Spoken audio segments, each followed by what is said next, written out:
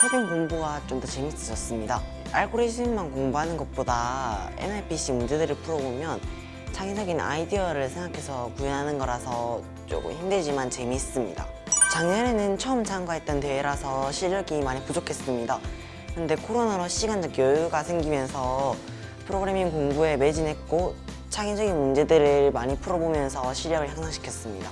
NLPC에는 창의적인 아이디어를 활용한 문제가 많이 출제되므로 기출 문제를 풀어보면서 창의적 문제 해결력을 기르면 될 것 같습니다. NLPC 본선에는 어려운 문제도 많이 출제되지만 프로그래밍 공부에 매진하다 보면 그런 문제의 해답이 보이는 순간이 올 것입니다. 그러니까 여러분도 포기하지 말고 NLPC에 도전해보세요. 바이오 프로그래밍을 공부해서 코로나 같은 질병을 예방하거나 치료하는 그런 생명과학 분야의 프로그래머가 되고 싶습니다. 저에게 NLPC는 프로그래밍 항해의 등대라고 생각합니다. 프로그래밍 공부를 하다 보면 긴 항해처럼 지칠 때가 있는데 NLPC는 저에게 등대처럼 프로그래머로서 목표를 가지고 매진할 수 있도록 길잡이가 되어 주었습니다. NLPC를 준비한다는 생각보다는 문제를 꾸준히 오랫동안 풀어왔어요. 이 꾸준하게 있어서 저에게 굉장히 중요했던 것이 프로그래밍 공부에 대한 열정과 흥미였어요. 이 프로그래밍 공부를 제가 굉장히 재밌게 생각하다 보니까 이제 쉬는 시간에도 알아서 찾아서 공부하게 되더라고요. 저는 문제가 처음 공개될 때가 가장 기억에 남아요. 본선 문제에는 매년 한 문제씩 포인트 경쟁 문제라는 게 나오는데 이 문제가 굉장히 새로워서 이 문제가 무엇일지 기대하면서 보게 됐고 그래서 가장 기억에 남는 것 같아요.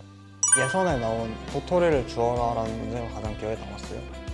이 도토리를 주어라 라는 문제는 시뮬레이션 툴 같은 걸 가지고 직접 해보면서 풀 수 있는 그런 문제였는데 직접 코딩을 하지 않고 게임을 하듯이 풀 수 있는 문제라서 어렵지 않게 풀 수 있었고 그리고 심심할 때 풀어보기에도 좋았던 문제 같아요. NLPC에는 다른 프로그래밍 대회에는 안 나오는 특색 있는 문제들이 자주 출제된다고 생각해요.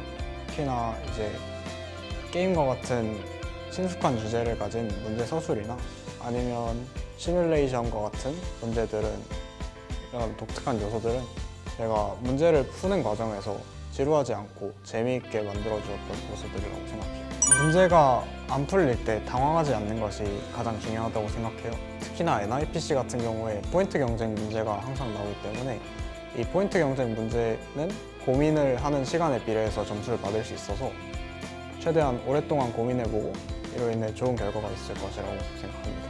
저에게 NLPC란 기회라고 생각을 해요. 대회를 풀고 상도 받고 상금도 받고 그럴 수 있지만 가장 중요한 건 이제 NLPC에 참가하는 사람들과의 만남이 아닐까 생각을 해요. NLPC에 참가한 사람들처럼 프로그래밍 공부를 좋아하는 사람들, 취미로 하는 사람들과 오프라인 상에서 만날 일이 잘 없는데 NLPC를 통해서 이런 사람들과의 만남을 가지게 되는 것이 굉장히 좋은 기회가 될 수 있다고 생각을 합니다. 그리고 이제 상황이 좋아져서 대면 행사 같은 것도 다시 하고 네트워킹 행사 이런 것도 다시 하게 됐습니다.